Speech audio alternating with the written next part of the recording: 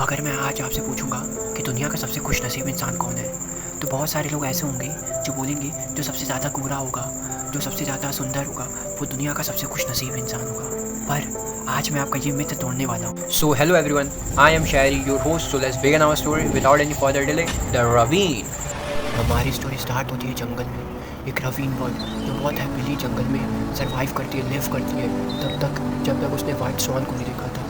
White sworn को देखते ही उसके मन में ख्याल आया, वाइट स्वॉन इतनी वाइट है और वो इतनी काली है, ज़रूर ये सबसे ज़्यादा खूबसूरत और सबसे ज़्यादा खुशहाल पक्षियों की प्लेनेट की। वो वाइट स्वॉन के पास जाती है और वाइट स्वॉन को सारी चीज़ बताती है। इसमें वाइट स्वॉन रिस्पॉन्स करती है, I am the happiest bird in the world in the planet until, जब तक मैंने एक टू कलर पैरेट को नहीं देखा था।